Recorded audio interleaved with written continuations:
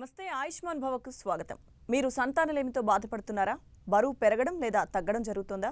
మీకు జుట్టు ఎక్కువగా రాలుతుందా? మొదలైన థైరాయిడ్ సమస్యలకు హోమియోలో వైద్య విధానాలపై డాక్టర్ కే హోమియోపతి డాక్టర్ భారతి గారు ప్రస్తుతం మనతో ఉన్నారు. వారితో మాట్లాడి మరిన్ని సలహాలు సూచనలు తెలుసుకుందాం.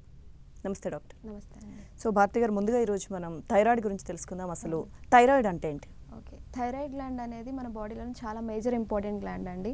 ఆల్మోస్ట్ చూసుకుంటే it is type of mother gland అనమాట. మన బాడీలో జరిగే చాలా ఇంపార్టెంట్ ఫంక్షన్స్కి కానీ ఈవెన్ టు సెల్ కోఆర్డినేట్ అవ్వాలన్నా కూడా, మన బాడీలో ప్రాపర్ ఫంక్షనింగ్ అనేది జరగాలన్నా కూడా థైరాయిడ్ హార్మోన్స్ అనేవి చాలా రెస్పాన్సిబుల్ రోల్ ప్లే చేస్తూ ఉంటాయి. అందులో మనం చూసినట్లయితే థైరాయిడ్ గ్లాండ్ అనేది ఫ్రంట్ ఆఫ్ ద నెక్ పొజిషన్లోని మనకు ఉంటుందన్నమాట. అండ్ మేజర్గా ఇందులో మనం T3, T4 హార్మోన్స్ అనేవి ఇలా ప్రొడ్యూస్ చేస్తూ ఉంటుంది. అవి మన బాడీలో థర్మల్స్ కానివ్వండి, సెన్సిటివిటీ నేచర్ని కానివ్వండి, లేదంటే సైకోసోమాటిక్ బ్యాలెన్స్ కానివ్వండి, అంటే ఫిజికల్ బ్యాలెన్స్ కానివ్వండి, లేదంటే ఎమోషనల్ బ్యాలెన్స్ కానివ్వండి మెయింటైన్ చేస్తూ ఉంటాయి. అండ్ మన బాడీలో ప్రాపర్ సెల్ మేనేజ్మెంట్ అనేది కూడా చాలా చూసుకుంటూ ఉంటుంది. మేజర్గా మనం చూసినట్లయితే ఇందులో ఎక్కువగా ఏదైనా ప్రాబ్లమ్స్ అనేవి ఆటో ఇమ్యూన్ డిజార్డర్స్ అనే కండిషన్స్ వల్ల ఎక్కువగా డెవలప్ అవుతూ ఉంటాయి. అంటే మన బాడీలో ఉండే స్వయం రోగనిరోధక శక్తి యాంటీబాడీస్ని ప్రొడ్యూస్ చేస్తుంది. దానివల్ల మన థైరాయిడ్ని అటాక్ చేస్తాయి ఆ యాంటీబాడీస్. సో దానివల్ల మనము థైరాయిడ్ హార్మోన్స్ అనేవి ఇంక్రీజ్ అవ్వడం లేదంటే డిక్రీజ్ అవ్వడం ఇలాంటి కండిషన్స్ని చూస్తూ ఉంటాం. అండ్ కొన్ని కండిషన్స్లో దీర్ఘకాలిక సమస్యలు ఎటువంటివి అంటే డయాబెటీస్ కానివ్వండి, లేదంటే సమ్ మెంటల్ డిస్టర్బెన్సెస్ వల్ల వచ్చే కాజెస్, అలాంటి డిసీజెస్లో కూడా మనం లాంగ్ టర్మ్లో మెడిసిన్స్ వాడడం వలన కూడా ఇలాంటి సమస్యలు అనేవి చూస్తూ ఉంటాము. అండ్ సమ్ పేషెంట్స్ చెప్తుంటారు, PCOD వచ్చింది మాకు, దాని తర్వాత థైరాయిడ్ డెవలప్ అయింది అని. అలాంటి వాళ్ళలో చూస్తాము. అండ్ ఇంకా అప్పర్ రెస్పిరేటరీ కండిషన్స్, ఏదైనా ఫ్లూ డెవలప్ అయ్యి కోల్డ్ ఈజీగా అటాక్ అయ్యే వాళ్ళలో కూడా ఇలాంటి సిమ్టమ్స్ అనేవి ఎక్కువగా చూస్తూ ఉంటాము. ఓకే డాక్టర్ గారు, అయితే హైపోథైరాయిడిజం అంటే ఏంటి? దాని లక్షణాలు ఏ విధంగా ఉంటాయి? ఓకే, జనరల్గా హైపోథైరాయిడిజం కానివ్వండి, హైపర్ థైరాయిడిజం కానివ్వండి, ఇవేంటి అంటే హార్మోనల్ ఇంబ్యాలెన్స్ వల్ల జరుగుతుంది అనమాట.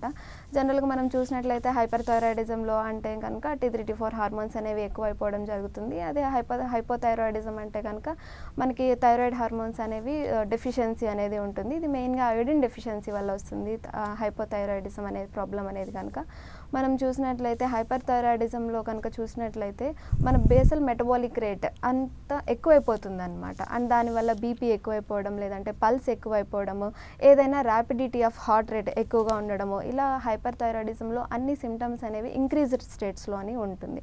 ఈవెన్ మన బాడీలో కొలెస్ట్రాల్ అమౌంట్స్ కూడా తగ్గిపోతాయి. ఎందుకంటే బేసల్ మెటబాలిజం అనేది రేట్ ఎక్కువగా అవ్వడం వల్ల ఎనర్జీ కన్జంప్షన్ అనేది ఎక్కువైపోయి కొలెస్ట్రాల్ లెవెల్స్ అనేవి తగ్గడం ఇలా చూస్తూ ఉంటాం. సో థైరాయిడ్ కాంప్లికేషన్స్ వల్ల కామన్గా మనం జనరల్గా పేషెంట్స్లోని ఇరిటబిలిటీ కానివ్వండి, వెయిట్ గెయిన్ అయిపోవడం, అంటే అకార్డింగ్ టు ద కండిషన్, హైపర్లో అయితే సన్నం అయిపోవడము, లేదంటే హైపోలో అయితే వెయిట్ గెయిన్ అయిపోవడము, హెయిర్ లాస్ అవ్వడము, ఇరిటేషన్ ఉండడం, మూడ్ స్వింగ్స్ ఉంటాయి, డిప్రెషన్స్ ఎక్కువగా లోన్ అవుతూ ఉంటారు. అండ్ అలాగే చూసినట్లయితే కొంతమందిలో బౌల్ సిండ్రోమ్స్ ఫాస్ట్గా ఉంటాయి, అంటే రిపీటెడ్గా వెళ్ళాల్సిన అవసరం వస్తుంది. ఇంకొంతమందిలో కాన్స్టిపేషన్ ఉంటుంది. అంటే అకార్డింగ్ టు హైపో అనే లెవెల్స్ని బట్టి హార్మోన్స్ ఎక్కువ అవుతున్నాయా లేదంటే డెఫిషియన్సీ ఉంటుందా, దాన్ని బట్టి వాళ్ళలో చాలా చూస్తాము. అండ్ పఫీ ఫేస్ కొంచెం ఉబ్బిపోయినట్లు అవ్వడము, లేదంటే ఎగ్జాప్థాల్మస్ ఐస్ అనేవి ప్రొట్రూడ్ అయిపోయి ఉంటాయి బయటికి, అలాంటివి చూస్తుంటాము. ముఖ్యంగా ఫీమేల్స్లో కనుక మనం చూసినట్లయితే ఫెర్టిలిటీ ఇష్యూస్ రావడము, అంటే సంతానలేమి అలాంటి సమస్యలు, లేదంటే వీళ్ళల్లో ఎక్కువగా చూస్తే మూడ్ స్వింగ్స్ కూడా ఉమెన్లో ఎక్కువగా ఉంటాయి. And also menses related problems అనేవి ఎక్కువగా చూస్తూ ఉంటాము. ఓకే డాక్టర్, కాలర్ ఉన్నారు వైజాగ్ నుంచి షణ్ముఖ్ వర్మ గారు. హలో అండి. మేడం నమస్తే మేడం. నమస్తే అండి, డాక్టర్ భారతి గారు ఉన్నారు, మాట్లాడండి. డాక్టర్ గారు నమస్తే అండి. నమస్తే సార్, చెప్పండి. మేడం మా తమ్ముడు మేడం మా తమ్ముడికి ఒక ప్రాబ్లం ఉంది మేడం. చెప్పండి సార్. అయితే మేడం వాడికి 21 మేడం ఏజ్. ఓకే అండి. అయితే వాడు 6 feet హైట్ ఉన్నాడు మేడం, కాకపోతే వెయిట్ ఏమొచ్చి 50 kgs ఉన్నాడు. ఓకే అండి. అదే మేడం మామూలుగా ఈ వెయిట్ గెయిన్ పవర్స్ ఉంటుంది కదా, అవన్నీ వాడినా సరే వాడు పెరిగట్లేదు. వెయిట్ ఏమన్నారు? వెయిట్ మేడం వెయిట్ ఎంత ఉందని అన్నారు? వెయిట్ 50 kgs ఉన్నాడు. ఓకే, ఏజ్ ఎంత అండి? ఏంటి మేడం? ఏజ్ ఎంత అని అడుగుతున్నారు? Age 21 madam. 21.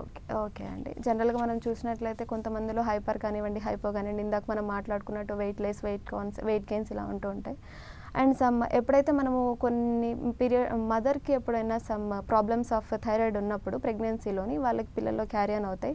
ఒకవేళ అన్ట్రీటెడ్ చేస్తే కనుక పిల్లల్లో ఇలాంటి సమస్యలు వెయిట్ లాస్ అనేది ఉండడం కానీ, వాళ్ళలో కూడా థైరాయిడ్ ఎఫెక్ట్స్ కానీ కంటిన్యూ అయిపోయి ఎర్లీ స్టేజెస్లో వాళ్ళలో కూడా థైరాయిడ్ అనేది డెవలప్ అవ్వడము, దానివల్ల వీళ్ళలో కొంతమంది అయితే పొట్టిగా డ్వార్ఫిజం చూడడము, లేదంటే ఇంకొంతమంది వెయిట్ లాస్ ఉండడము, వెయిట్ గెయిన్ అవ్వడము చూస్తూ ఉంటాము.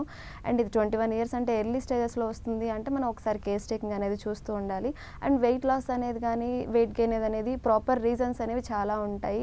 నాట్ ఓన్లీ థైరాయిడ్ అండ్ రిలేటెడ్గా చాలా కాజెస్ ఉంటాయి అన్నమాట. దీనికి ఒకసారి మనం కేస్ అనలైజింగ్ అనేది తీసుకోవాల్సి వస్తుంది, ఒకసారి చెక్ చేసి, లేదంటే ఫ్యామిలీలో ఇంకేమైనా రిలేటెడ్ ప్రాబ్లమ్స్ ఉన్నాయా ఇవన్నీ చెక్ చేసుకొని ఒకసారి చూసుకుంటే కనుక దీనికి ప్రాబ్లం ఖచ్చితంగా దొరుకుతుంది. ఓకే డాక్టర్ గారు, అయితే ఇప్పుడు మీరు చెప్పినట్టు అంటే హెల్దీగా ఉండి ఇప్పటివరకు థైరాయిడ్ ప్రాబ్లమ్స్ లేని వారు ఈ హెయిర్ ఫాల్ కానీ ఇలా ఏమైనా కనిపిస్తే ఇలాంటి సిమ్టమ్స్ అంటే హెయిర్ ఫాల్ ఉండడానికి చాలా రీజన్స్ ఉంటాయి. వేరే ఫ్యామిలీ హిస్టరీలో కూడా ఇలాంటివి ఏమీ లేవు అన్నప్పుడు థైరాయిడ్ అప్పుడే కనుక అటాక్ అయ్యి ఉంటే ఎలాంటి సిమ్టమ్స్ ఉంటాయి అంటారు? ఫ్యామిలీ హిస్టరీలో లేకుండా థైరాయిడ్ అప్పుడే అటాక్ అవుతుంది అంటే ఖచ్చితంగా ఫస్ట్ మనం వాళ్ళలో మేజర్గా మెన్సెస్ ఇర్రెగ్యులేషన్స్ అనేవి ఫీమేల్స్లో ఎక్కువగా చూస్తూ ఉంటాము. అదే మ్యారీడ్ కపుల్స్లో అయితే కనుక చూస్తే ఫెర్టిలిటీ ఇష్యూస్ అనేవి వస్తూ ఉంటాయి. అండ్ వాళ్ళలో డ్రై స్కిన్ కూడా డెవలప్ అయిపోతుంది అనమాట. జనరల్గా థైరాయిడ్ హార్మోన్స్ వాటి వల్ల మన బాడీలో చాలా ప్రాపర్ ఫంక్షనింగ్ అనేది అన్నిట్లో దాని రోల్ అనేది ఎంతో కొంత ఉంటుంది. Even cell to cell coordination చేసేటప్పుడు కూడా మనకి థైరాయిడ్ హార్మోన్స్ అనేవి ప్రాపర్గా లేకపోతే వాటిలో డిహైడ్రేషన్ ప్రాబ్లమ్స్ రావడం కానివ్వండి, మీరు చెప్పినట్టు హెయిర్ ప్రాబ్లమ్స్ థిన్ అయిపోయి బ్రిటిల్ అయిపోతాయి అన్నమాట. హెయిర్ ఫాల్ ఎక్కువ ఉంటుంది. చాలా వరకు థైరాయిడ్ కంప్లైంట్స్ ఉన్న వాళ్ళు చేసేది ఏంటంటే ఎక్కువగా జుట్టు ఊడిపోతుంది, బరువు పెరిగిపోతున్నాము, ఇలాంటి ప్రాబ్లమ్స్ అనేవి వస్తూ ఉంటాయి. అటువంటి వాళ్ళలో కూడా మన కాన్స్టిట్యూషనల్ హోమియోపతి ద్వారా మెడిసిన్ వాడినప్పుడు ఖచ్చితంగా మనకి రిజల్ట్స్ అనేవి దొరుకుతాయండి. ఓకే డాక్టర్, కాలర్ ఉన్నారు ఈస్ట్ గోదావరి నుంచి దుర్గారావు గారు. హలో అండి దుర్గారావు గారు. నమస్తే మేడం. నమస్తే అండి, డాక్టర్ గారు ఉన్నారు, మాట్లాడండి. దుర్గారావు గారు చెప్పండి, డాక్టర్ భారతి గారు మాట్లాడుతున్నారు. మేడం నమస్తే మేడం. చెప్పండి సార్. మా మిస్సెస్ కి థైరాయిడ్ లో టెస్ట్ చేయించాను మేడం. ఓకే అండి. T4 అనేది 14.2 ఉంది. మెడిసిన్స్ ఏమైనా వాడాలంటారా? ఎంత ఉందన్నారండి? 14.2. ఓకే, 14.2 ఉంది. తనకు ప్రెగ్నెంట్ అండి, ఇప్పుడు 6వ నెల. ఓకే అండి. దానికి సంబంధించి మెడిసిన్స్ ఏమైనా వాడాలంటారా అని. ఓకే అండి. జనరల్గా మనం చూసినట్లయితే చాలామందికి గెస్టేషనల్ థైరాయిడ్ కంప్లైంట్స్ అనేవి వస్తాయి.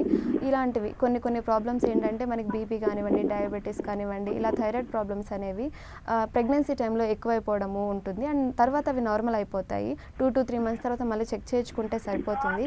బట్ ప్రెగ్నెన్సీ టైంలో కనుక మనము థైరాయిడ్ కాంప్లికేషన్స్ ఉన్నవాళ్ళు అలా అన్ట్రీటెడ్ వదిలేస్తే కనుక పిల్లల్లో చాలా ప్రాబ్లమ్స్ వస్తాయండి. కొంతమందికి అయితే మిస్క్యారేజెస్, అబార్షన్స్ అయిపోవడము, లేదంటే స్టిల్ బర్త్ అవ్వడం, లేదంటే ముందే పుట్టేయడము, ఇలాంటి ప్రాబ్లమ్స్ వస్తాయి. ఒకవేళ ఈవెన్ బిడ్డ పుట్టినప్పుడు కూడా తర్వాత వాళ్ళల్లో పుట్టి అయిపోవడం కానివ్వండి, లేదంటే సమ్ బేసిక్గా బ్రెయిన్ పెరగకపోవడము, మెంటల్ రిటార్డేషన్ కండిషన్స్ అనేవి చాలా ఉంటాయి. మామూలుగా అయితే దీని లెవెల్స్ TSH షుడ్ బి 0.3 నుంచి 5.5 వరకే ఉండాలి. అండ్ దట్టు ప్రెగ్నెన్సీలో అయితే ఖచ్చితంగా అది 2 లోపు మాత్రమే ఉండేటట్టు మేనేజ్ చేసుకోవాలి, లేదంటే మనకి చాలా కాంప్లికేషన్స్ ఉంటాయి. దీనికి ఖచ్చితంగా మీరు ఒకసారి మెడిసిన్ అయితే తీసుకోవాల్సి వస్తుంది. 14.2 ఉంది అన్నారు కాబట్టి ఒకసారి మెడికల్ కేర్ అనేది ఖచ్చితంగా అవసరం అండి. ఓకే డాక్టర్, అయితే ఇన్ఫర్టిలిటీకి థైరాయిడ్ అనేది ఎంతవరకు కారణం? ఎందుకంటే సంతానం కలగట్లేదని చెప్పినా కానీ థైరాయిడ్ గురించి కూడా అడుగుతూ ఉంటారు డాక్టర్స్ ఎక్కువగా. సో అది ఎంతవరకు కారణం అంటారు? జనరల్గా మనం చూసినట్లయితే ఇన్ఫర్టిలిటీ అంటే మ్యారేజ్ తర్వాత కపుల్కి 1 year వరకు ఎటువంటి కాంట్రసెప్టివ్స్ కానీ బర్త్ కంట్రోల్ పిల్స్ కానీ వాడకపోయినా కూడా పిల్లలు పుట్టరనమాట. సో అటువంటి కేసెస్లో మాత్రమే మనం దాని ఇన్ఫర్టిలిటీ కింద తీసుకోవాల్సి వస్తుంది. థైరాయిడ్ కాంప్లికేషన్స్ కానివ్వండి, PCOD కానివ్వండి, ఇలాంటివన్నీ కూడా మనకి హార్మోనల్ ఇంబ్యాలెన్స్లో రావడం జరుగుతుంది. మెయిన్గా ఇవి ఏం చేస్తాయంటే ఓవులేషన్ సరిగ్గా జరగదన్నమాట. అంటే ఎగ్ రిలీజ్ అవ్వడం అనేది సరిగ్గా జరగదు. దేంతో అయితే స్పర్మ్ వచ్చి కలిసి ఫెర్టిలైజేషన్ జరగాలో అది జరగకపోవడం వలన వీళ్ళకి ఫెర్టిలిటీ ఇష్యూస్ అనేవి వస్తాయి. అంతేకాకుండా ఇర్రెగ్యులర్ మెన్సెస్ అనే ఛాన్సెస్ అనేవి వాళ్ళలో ఎక్కువగా ఉంటాయి. సో మెన్స్ట్రువల్ రెగ్యులేషన్ ఉండదు. దానివల్ల ఓవా ఎప్పుడు రిలీజ్ అవుతుంది, ఎగ్ ఎప్పుడు రిలీజ్ అవుతుంది, ఎప్పుడు భార్యాభర్త కలవడం వల్ల పిల్లలు పుడతారు అనేది వాళ్ళు తెలుసుకోవడం లేట్ అయిపోతుంది. అండ్ వాళ్ళకి పిల్లల సంతానం కలగకపోవడం కానివ్వండి, లేదంటే లేట్గా కలగడం కానివ్వండి, ఇలా ప్రాబ్లమ్స్ అనేవి మనం చూస్తూ ఉంటాం. నెక్స్ట్ కొత్తగూడెం నుంచి చంద్రకాంత్ గారు కాల్ చేస్తున్నారు. హలో అండి. నమస్తే మేడం. నమస్తే అండి, డాక్టర్ భారతి గారు ఉన్నారు, మాట్లాడండి. నమస్తే మేడం. చెప్పండి సార్. మేడం నాకు హైపర్ థైరాయిడ్ ఉంది. ఓకే అండి. లావ్ అయ్యేది. ఓకే అండి. 5 ఇయర్స్ నుంచి 100 mg మెడిసిన్ వాడుతున్నాను. ఓకే అండి. దాన్ని ఎట్లా మేడం కంట్రోల్ చేస్తే మనకి మీ దాంట్లో పరిష్కారం చెప్పండి. ఓకే అండి. జనరల్గా మనం చూసినట్లయితే థైరాయిడ్ సమస్యలలో ఫీమేల్లో చూస్తాము, మెన్లో చూస్తాము. బట్ కంపారిటివ్గా ఫీమేల్లోనే ఎక్కువగా ఉంటాయి ఇలాంటి సమస్యలు. బట్ మెన్లో కూడా చూస్తాము. బట్ వాళ్ళలో చూసినట్లు ఆయన చెప్పినట్టు హైపర్ థైరాయిడిజం ప్రాబ్లమ్సే ఎక్కువగా ఉంటాయి అన్నమాట కంపారిటివ్గా. అండ్ ఇలాంటి వాటిలో ఏంటంటే మన కాన్స్టిట్యూషనల్ హోమియోపతి వాడడం వల్ల వాళ్ళ కేస్ హిస్టరీ అంటే ఇంతకుముందు ఎవరికైనా వంశపారంపర్యంగా కంటిన్యూ అవుతుందా, లేదంటే దీర్ఘకాలికంగా ఏదైనా మెడిసిన్స్ వాడుతున్నప్పుడు దాని ద్వారా వచ్చిందా, లేదంటే ఇంకేమన్నా ఫిజియోలాజికల్ స్ట్రెసెస్ కానీ మెంటల్ స్ట్రెసెస్ వల్ల కానీ కాజ్ అవుతుందా చూసుకొని దానికి తగినట్టు కాన్స్టిట్యూషనల్ హోమియోపతి అంటే వాళ్ళ ఆహారపు అలవాట్లు, లేదంటే వాళ్ళు ఆలోచించే విధానము, వాళ్ళ స్ట్రెస్ని బట్టి ఖచ్చితంగా మెడిసిన్స్ ఇస్తాం కాబట్టి ఖచ్చితంగా దీన్ని మనం తగ్గించవచ్చు. 100 mcg అంటే కొంచెం ఎక్కువగానే వాడుతున్నారు. బట్ దీనికి కూడా మన దగ్గర మంచి ఫలితాలు వస్తాయండి. ఒకసారి దగ్గరలో ఉన్న డాక్టర్ కేర్ పాజిటివ్ హోమియోపతిని కలవండి, మీకు ఖచ్చితంగా సొల్యూషన్ దొరుకుతుంది. డాక్టర్ గారు, ఈ థైరాయిడ్ అనేది ఏ ఏజ్ వరకు ఎక్కువగా వచ్చే అవకాశం ఉంటుంది? ఏ ఏజ్ వాళ్ళలో ఎటువంటి కాంప్లికేషన్స్ ఉంటాయి? ఓకే, జనరల్గా మనం థైరాయిడ్ అనేది ఇంతకు ముందు రోజుల్లో అయితే 40 years ఏజ్ కానివ్వండి, 50 years ఆఫ్ ఎబో ఏజ్ అలా చూస్తూ ఉంటాము. బట్ ఈ రోజులలో ప్రజెంట్ ఉన్న సిచ్యువేషన్లో అయితే ఈ ఏజ్ అనే డిఫరెన్స్ ఏం లేకుండా పోయింది. Due to some life style changes వల్ల కానివ్వండి అలా కూడా కాజ్ అవుతూ ఉంటుంది అనమాట. మనం చూసినట్లయితే ఇది ప్రతి ఏజ్లో అంటే ఒక్కొక్క ఫేజెస్ ఆఫ్ ఏ ఏజ్లో కూడా ఉమెన్లో కాజ్ అవుతూ ఉంటుంది. కంపారిటివ్గా ఉమెన్కి ఎక్కువ కాబట్టి ఇప్పుడు మనం చూసినట్లయితే చిల్డ్రన్లో అంటే 13-12 years అలా చూసినట్లయితే వాళ్ళల్లో ఫస్ట్ మెనార్కీ అనేది అనమాట, మెన్సెస్ అసలు అవ్వకపోవడం, లేట్గా అవ్వడం ఒకవేళ అలాంటివి చూస్తాము. ఒకవేళ కనుక టీనేజర్స్లోకి వస్తే మెన్సెస్ అనేవి ఇర్రెగ్యులర్గా ఉండడం అనమాట. అంటే ప్రతి మంత్ వాళ్ళకి అటెండ్ అవ్వాల్సిన మెన్సెస్ అనేది అటెండ్ అవ్వకపోవడం కానివ్వండి, లేదంటే ఈవెన్ మెన్సెస్ అయినప్పుడు కూడా పెయిన్ఫుల్గా అవ్వడము, లేదంటే ఇర్రెగ్యులర్గా రావడము, లేదంటే 15 daysకి ఒకసారి రిపీట్ అవ్వడము అలాంటివి చూస్తాము. అదే మ్యారీడ్ కపుల్లో అయితే కనుక ఫెర్టిలిటీ ప్రాబ్లమ్స్, సంతానలేమి సమస్య వస్తుంది. అంటే యానోవులేషన్ ఎగ్ ఎప్పుడు రిలీజ్ అవుతుందో తెలియదు, అండ్ రిలీజ్ అవుతుందో లేదో ఒక్కొక్కసారి రిలీజ్ అవ్వనివ్వకుండా చేస్తాయి ఈ హార్మోనల్ ఇంబ్యాలెన్స్ అనేది. సో దానివల్ల వాళ్ళలో ఫెర్టిలిటీ ఇష్యూస్ వస్తాయి. ఒకవేళ ప్రెగ్నెన్సీలో కనుక మనం థైరాయిడ్ కాంప్లికేషన్స్ చూస్తే వాళ్ళలో ఒక్కొక్కసారి స్టిల్ బర్త్స్ అంటే లోపల చనిపోవడము, లేదంటే బిడ్డ అబోషన్స్ అయిపోవడము, లేదంటే ఒకవేళ పుట్టినా కూడా బ్రెయిన్ డెవలప్మెంట్ అనేది సరిగ్గా జరగకపోవడము, వాళ్ళు మెంటల్గా సమ్ ఇంబ్యాలెన్స్గా ఉండడము అలాంటివి చూస్తాము. అదే మెనోపాజ్ స్టేజ్లో కనుక మనం చూస్తే హాట్ ఫ్లెషెస్ ఉండడము, ఇరిటబిలిటీ ఉండడము, మూడ్ స్వింగ్స్ ఉండడము ఇలా చూస్తూ ఉంటాం అన్నమాట. వై ఓన్లీ ఉమెన్ అంటే కనుక మనం చూస్తే ఎక్కువగా మెన్తో పోల్చుకుంటే ఉమెన్ ఎందుకు వస్తుంది అంటే ఉమెన్లో ఎక్కువ మనము సైకలాజికల్గా, ఫిజియోలాజికల్గా కానివ్వండి, సైకలాజికల్గా కానివ్వండి ఎక్కువ స్ట్రెస్ అనేది ఎక్కువగా ఉంటుంది. అండ్ అంతేకాకుండా వీళ్ళు టైంకి ప్రాపర్ న్యూట్రిషన్ తీసుకోకుండా, అంటే టైంకి సమ్ పనులు అని చెప్పి, వర్క్ అని చెప్పి, ఇది చెప్పి కొంచెం ప్రెషర్ ఉండడం వల్ల టైంకి తీసుకోకపోవడం కానీ, సన్కి ఎక్స్పోజ్ అవ్వకపోవడం కానివ్వండి. ఒకవేళ వాళ్ళు ఒబేస్గా ఉన్నట్లయితే అది కూడా ప్లస్ అయిపోయి వాళ్ళకి థైరాయిడ్ కాంప్లికేషన్స్ అనేవి ఈజీగా వస్తాయన్నమాట. బట్ వెన్ ఇన్ మెన్ అయితే ఓన్లీ సమ్ ఫిజియోలాజికల్ స్ట్రెసెస్ ఉంటాయి కాబట్టి సో వాళ్ళల్లో తక్కువ ఉండే ఛాన్సెస్ ఉంటాయి. ఓకే, ఈ డాక్టర్ కేర్ హోమియోపతిలో థైరాయిడ్ ప్రాబ్లమ్స్కి ఎటువంటి ట్రీట్మెంట్ ఉంటుంది? ఓకే, డాక్టర్ కేర్ పాజిటివ్ హోమియోపతిలో మనము కాన్స్టిట్యూషనల్ హోమియోపతి అంటామండి. అంటే మనం ఏం చేస్తామంటే పర్సన్ యొక్క ఫస్ట్ కేస్ హిస్టరీ అనేది ఒకటి ఉంటుందన్నమాట. అంటే వాళ్ళ ఆహారపు అలవాట్లు ఎలా ఉన్నాయి, జెనెటికల్ లింక్, ఇంతకుముందు ఫ్యామిలీలో ఎవరైనా సఫర్ అవుతున్నారా, ఇటువంటి దీర్ఘకాలిక సమస్యలతోటి ఏదైనా హిస్టరీ ఉందా అనేది తెలుసుకుంటాము. ఆ తర్వాత ఆకలి అనేది ఎలా ఉంటుంది, దాహము, ఏమైనా యూరిన్ ప్రాబ్లమ్స్, మోషన్ ప్రాబ్లమ్స్ ఇలాంటి జనరల్ కండిషన్స్ అనేవి కనుక్కోవడం జరుగుతుంది. ఆ తర్వాత వాళ్ళకి అంటే హైపర్ థైరాయిడిజమా, హైపోథైరాయిడిజమా దాన్ని బట్టి ప్రాపర్ డైట్ మెయింటైన్ చేయడం, తర్వాత ఎక్సర్సైజ్ ఏమేమి చేయాలి, ఎలా చేయాలి అనేది చెప్పడము. ఆ తర్వాత సమ్ సైకలాజికల్ ఇష్యూస్ ఏమన్నా ఉన్నాయా, అంటే మెంటల్గా ఏదైనా డిస్టర్బ్ అవుతున్నారా, ప్రాపర్ కేసు స్టడీ అనేది చేయడం వల్ల మనకి కాజ్ అనేది దొరుకుతుంది.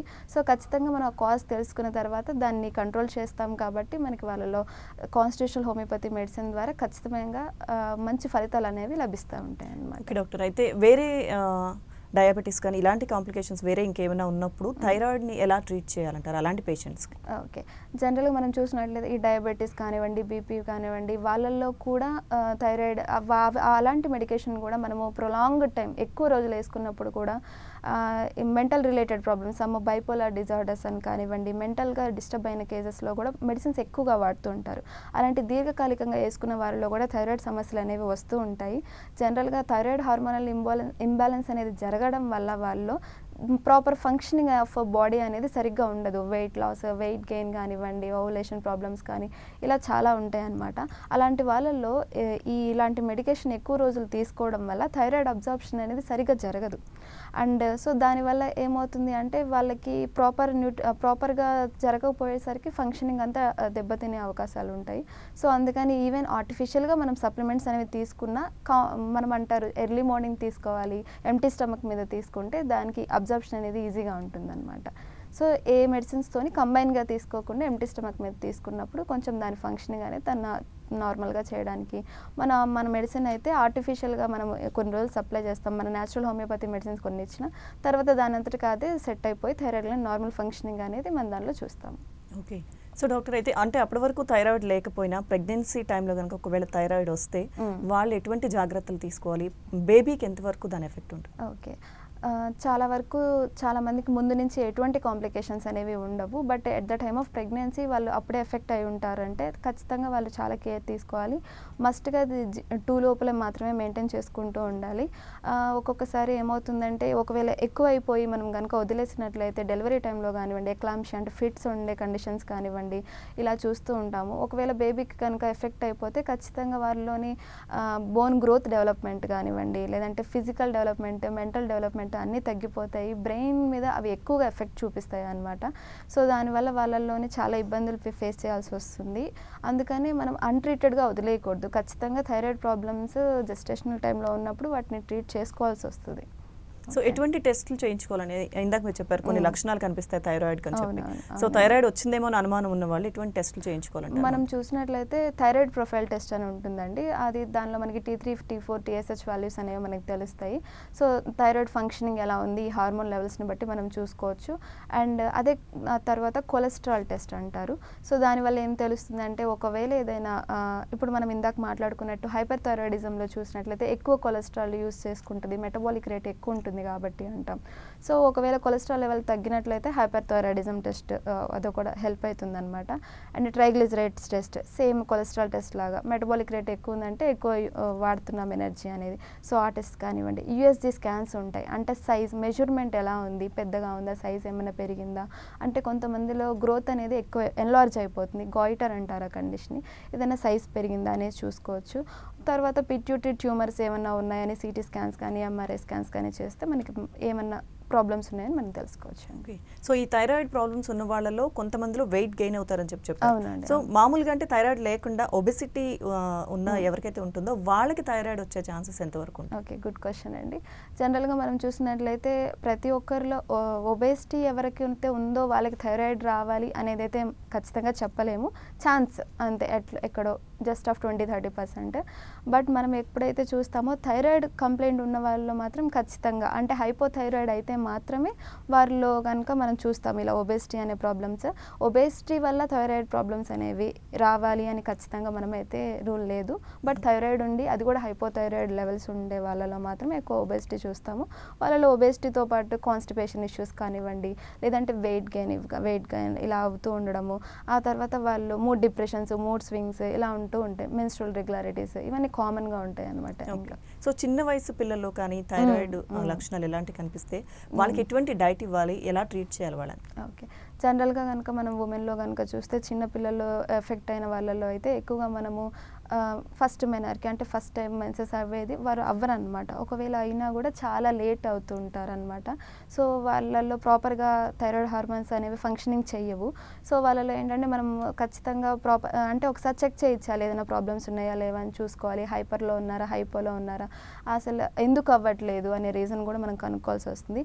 ఒకవేళ మనకి థైరాయిడ్ కాంప్లికేషన్స్ కనుక ఉన్నాయి అని తెలిస్తే వాళ్ళకి కొంచెం మనం కాల్షియం రిచ్ ఫుడ్స్, అంటే ఎందుకంటే వాళ్ళలోని గ్రోత్ డెవలప్మెంట్ అనేది సరిగ్గా ఉండదు కాబట్టి కొంచెం కాల్షియం రిచ్ ఫుడ్స్ కానివ్వండి, డి విటమిన్ ఫుడ్స్ కానివ్వండి, సన్ రైజ్కి కొంచెం ఎక్స్పోజ్ అవ్వడం కానివ్వండి, బికాజ్ విటమిన్ డి అనేది కూడా మనకి బోన్స్ డెవలప్మెంట్లో సన్లైట్ కూడా ఎక్స్పోజ్ అవ్వాలి కాబట్టి సో దానికి తినటం కానివ్వండి, లేదంటే ఫ్రూట్స్, వెజిటేబుల్స్, ఫ్రెష్ ఫ్రూట్స్ ఉంటాయి, లేదంటే మినరల్ కంటైనింగ్ ఫుడ్స్ అంటే ఇలాంటి వెజిటేబుల్స్, లీఫీ వెజిటేబుల్స్ తీసుకోవడము ఇవి చాలా అవసరం అనమాట. అండ్ ఇంకోటి చూస్తే ఆర్టిఫిషియల్ ఫుడ్ కలర్స్ యాడ్ చేసేసి ఫుడ్ చేస్తుంటారు కదా, అలాంటివి కంప్లీట్గా అవాయిడ్ చేయాల్సి ఉంటుంది. బికాజ్ అవి థైరాయిడ్ హార్మోన్స్ని కంట్రోల్ చేసేస్తాయి, అంటే మనము అబ్జర్వ్ చేసుకునే కెపాసిటీ అనేది తగ్గించేస్తుంది. సో అలాంటి ఫుడ్స్ని అవాయిడ్ చేస్తూ ఉండాలన్నమాట మనం. సో ఈ డాక్టర్ కేర్ పాజిటివ్ హోమియోపతిలో థైరాయిడ్కి ట్రీట్మెంట్ అనేది అంటే డైట్ ఎలాంటి డైట్ మీరు సజెస్ట్ చేస్తారు? వాళ్ళలో కూడా తేడా ఉంటుందా? ఎవరికి ఏమి ఇవ్వాలి? అవునండి, ఖచ్చితంగా. జనరల్గా మనం చూసినట్లయితే ఎవరికైనా సరే, ఏ చిన్న పిల్లలైనా పెద్ద పిల్లలైనా ఫస్ట్ బేసిక్గా అయితే ఆర్టిఫిషియల్ ఫుడ్ కలర్ వాటిని అవాయిడ్ చేయాలి. ఫైబర్ ఒక్కొక్క సమ్ టైమ్స్ కొన్ని కేసులలో ఫైబర్ కూడా తీసుకోవడం వల్ల కూడా థైరాయిడ్ హార్మోన్స్ అబ్జర్ప్షన్ అనేది మనకి ఇంటేక్ ప్రాబ్లం అవుతుంది. సో అందుకని థైరాయిడ్ హార్మోన్స్ ఒకవేళ మనం ఆర్టిఫిషియల్గా తీసుకుంటున్నాము, మనది ప్రాపర్ ఫంక్షనింగ్ లేదు అన్నప్పుడైతే మెడిసిన్ తీసుకునే ముందు కానీ తర్వాత కానీ కొంచెం అవాయిడ్ చేయాలి ఫైబర్ ఫుడ్. ఆ తర్వాత మనం చూసినట్లయితే సోడియం రిచ్ ఫుడ్స్ కానివ్వండి, లేదంటే ప్రాపర్ డైట్. వాళ్ళు అంటే కొంతమంది అండర్ వెయిట్ ఉంటారు కదా, వాళ్ళకి కొంచెం వెయిట్ హైపర్లో చూసినట్లయితే వెయిట్ లాస్ ఉంటారు.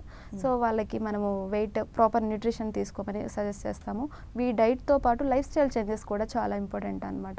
కొంతమంది ఎక్కువ స్ట్రెస్ఫుల్ జాబ్స్ చేయడం కానివ్వండి, నైట్ స్లీప్లెస్నెస్ లేకపోవడం కానివ్వండి, అలాంటివి. అండ్ కొంతమందిలో నెర్వస్నెస్ అలా ఉండడము, తర్వాత కాన్సన్ట్రేట్ చేయలేరు అనమాట. ఇలాంటివి కూడా ఉంటాయి స్లీప్లెస్నెస్ వల్ల. సో ఇవన్నీ కూడా ఎక్కువగా మనకి థైరాయిడ్ ఎఫెక్ట్ అయ్యే ఛాన్సెస్ కూడా ఎక్కువ ఉంటాయి అనమాట. సో బ్రెయిన్ ఎఫెక్ట్ అనేది థైరాయిడ్ మీద కూడా థైరాయిడ్ చాలా ఎఫెక్ట్ చేస్తుంది బ్రెయిన్ ఎఫెక్ట్స్ని కూడా. కాన్సన్ట్రేషన్ చేయలేకపోవడము, లేదంటే ఇంట్రెస్ట్ ఉండదు ఏ వర్క్లోని, అలాగా స్లీప్లెస్నెస్, ఇలాంటి ప్రాబ్లమ్స్ అనేవి మనం చూస్తూ ఉంటాము. అండ్ వీటన్నిటితో పాటు ప్రాపర్ ఎక్సర్సైజ్ కూడా మెయింటైన్ చేయాల్సి వస్తుంది. ఓకే డాక్టర్, కాలర్ ఉన్నారు నెల్లూరు నుంచి రమణ గారు. హలో అండి. Hello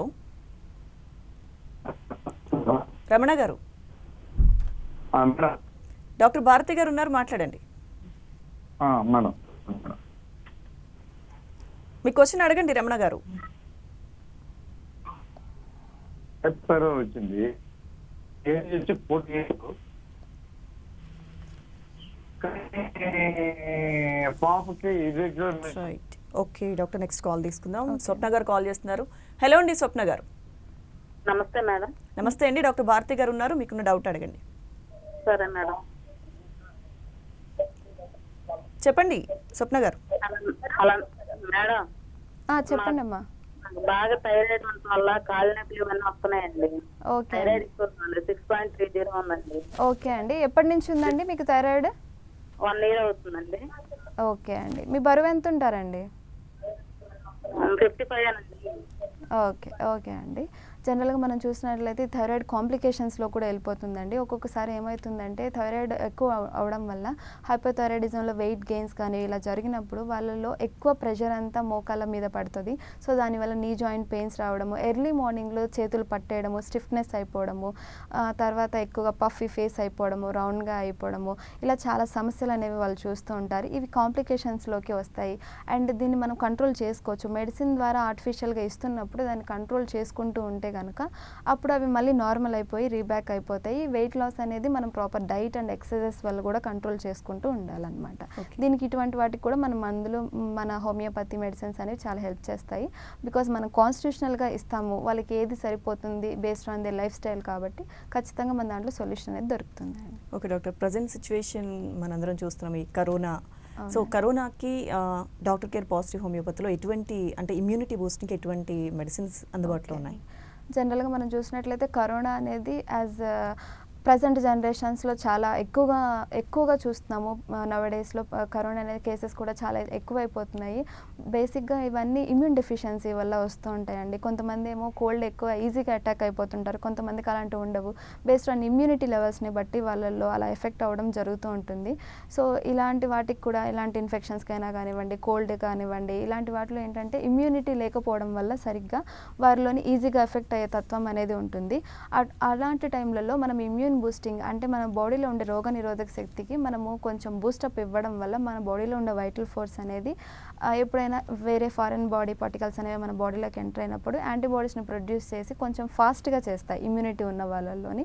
but when compare to less immunity వాళ్ళలో కొంచెం వీక్నెస్ అనేది ఎక్కువగా ఉండడము, ఇలాంటి ఇమ్యూన్ బూస్టర్స్ వేసుకోవడం వల్ల ఖచ్చితంగా మన బాడీ అనేది ప్రాపర్గా ఫంక్షనింగ్ అనేది ఫాస్ట్గా ఉంటుంది. సో దానివల్ల మన పాజిటివ్ హోమియోపతిలో దీనికి కూడా మంచి ఇమ్యూన్ బూస్టింగ్స్ అనే మెడిసిన్స్ ఉన్నాయి. దానివల్ల మనం కొంచెం ఎఫెక్ట్ అయినా కూడా మరి అంత ఎక్కువ లెవెల్స్లో అవ్వకుండా మనం చూసుకోవచ్చు. ఓకే డాక్టర్ గారు, థైరాయిడ్ సమస్యలకి మంచి సలహాలు సూచనలు ఇచ్చారు. Thank you so much.